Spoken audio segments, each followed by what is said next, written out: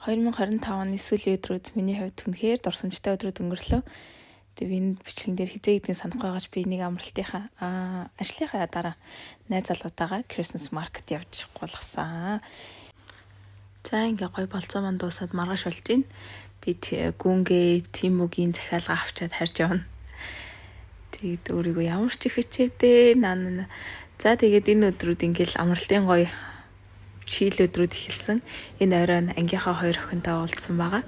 Манай гэсэн чинь ангийнх амар хөөрх юм бид хоёрт бэлэг өгсөн байлээ. Тэг бүр санаа зовмаа. Гэтэ ийм хөөрхөн бэлэг өгсөн инэрлэгчтэй баярлалаа. Бид гурав ийм хөөрхөн гадаа суугаад амар дулаахан орой байсан болохоор гадаа суугаад, вайн уугаад, пицца идэл тэгэл одоо амьдралын хамаг ховж юу бацдгийн байгаас тээ. Ингэж л амьдралаа амталж байна да.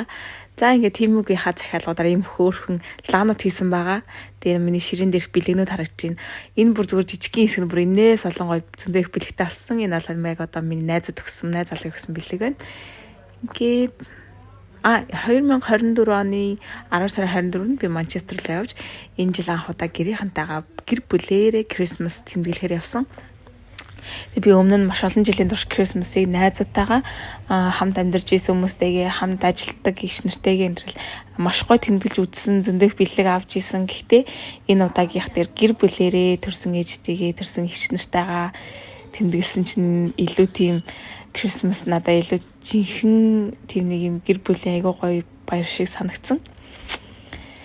За тэгэл тэр хоёроо бид нар ч идэж уугаал сайхан амралтын байдалтай өнгөрөөсөн. Ягаад гэхээр маргааш нь 25 бид нар босчдын гоё баярын байдалтай болох хэрэгтэй байсан. Тэгэд энэ яг одоо энэ гарч байгаа бичлэгнэр манай эмээгийн YouTube хуудасны бичлэгнүүд гарч байгаа шүү. Би яагаад энэ бичлэгийг ингээд YouTube хуудасаа эхлүүлэхийг шийдсэн гэвэл шалтгаан нь манай эмээ бид нар мам гэж дууддаг гэсэн.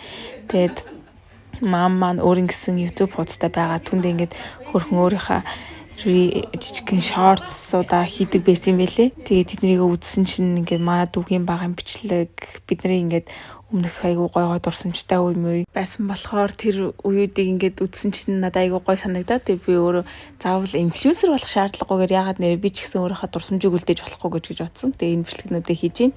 Бичлэгийг чинь тийм амар биш юм байна. Байнга бичиж явах хэрэгтэй юм байна. Тэгсэн чинь надад ингээд бичсэн бичлэг баг байхгүй дандаа босоо. Тэгээд дандаа Instagram-ийн сторийн зориулсан бичлэгнүүд. Тэгээ яг гоё бичлэгээ эдитлээд ингээд хийх гэж бодсон чинь тэгээ яг дандаа босоо бичлэг байхгүй хэвтэй бичлэг байхгүй амар хэцүү.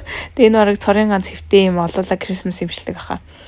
Бид нар бүгд хувцас өмсөө тэгээ дуулаад идээд тэг жоохон бүгд халцгац магаа бас. За ингээл манай ээж дуулж ээж аах сайхан дуулах галж чадахгүй. Ах шиг. За энэ видео сууж ин манай ихч нөхөр наан сууж ин бид нар Christmas-ийн оройн хоолой бэлтэж байна уу. Бид нар амар гой загас идсэн. Тэгээд тэр загасыг хийж өгсөн. Бимба одоо манай бимбахта баярлаа. Тэгээд мэдээж хэрэг дэгийчтэй баярлаа. Ээжтэй хайртай шүү. Тэгээ ийм их хайрыг мэдрүүлдэгт та нартай үнэхээр их талархдаг шүү. Тэгээ жил алгам л ер нь гэрийнхэнтэйгээ ингэж байх хэрэгтэй байна гэдэг мэдрэмж төрсөн. Би өөрийгөө ямар хайрлагдсан гэдгийг мэдэрч явах хэрэгтэй юм шиг санагдсан. Тэгээ заримдаа гадаадад ганцаарч явах үедээ би бас сандаг. Би юм том хараар дөрөн гэр бүлтэй шүү гэдгийг. Тэгээ үзсэн баярлаа.